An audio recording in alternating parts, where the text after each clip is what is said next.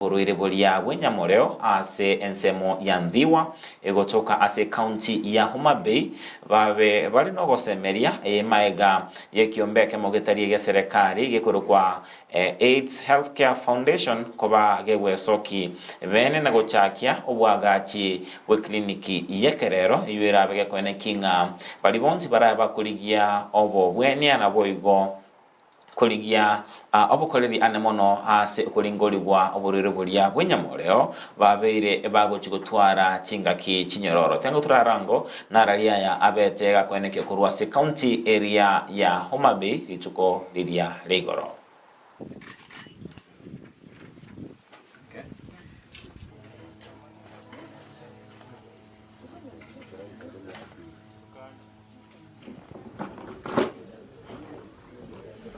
My name is Dr. Samuel Kinyinjui, the Country Director, AIDS Healthcare Foundation in Kenya. Today we are here in Ndhiwa, Sub-County Hospital, grateful to partner with the county government of Homabay in improving quality of care provided to the citizenry in this county. Our mission here today is expanding the CCC clinic, which has been having only 4 rooms, taking care of more than 2,600 clients, and therefore it has been having a lot of congestion, making it difficult to offer quality services, especially to deal with the issue of privacy during healthcare services. So we are planning to extend to add 4 additional rooms, provide a waiting area, and renovate the existing facilities to improve the quality of care.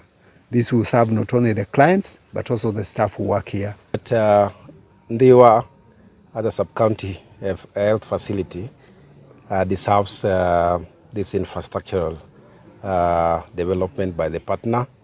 If you look at the numbers that he has just said, the facility that we currently have is serving almost 2,700 clients, and it is quite a limited space. The new building that they're putting up now is going to ensure that we have an adequate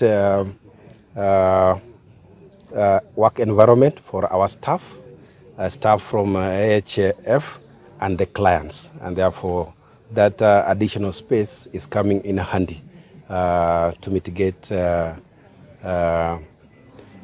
need on additional space. Expansion will participate more in providing conducive environment and also to enhance comprehensive care, because currently we are integrating services. We are also doing screening of non-communicable diseases. So it will be very key for us as a county and also as a facility of Ndhiwa Sub-County Hospital, where AHF has supported in renovation and construction of an extension of this comprehensive care center. So we are happy that we have launched this building today with our Waziri and Chief Officer Health, and it's going to contribute so much in the response to HIV epidemic. As we even plan to participate in the World AIDS Day that is coming up, this is one of the pre-World AIDS Day activities that we are going to do, and it's going to contribute into the quality of care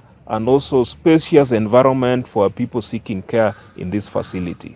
We have been having high infection rate, new infection rate among teenagers. What do you think that should be done in order to reduce, and what do you think that is the cause to high infection rate, new infections among teenagers? So our response in new HIV infection has been biomedical, behavioral and structural.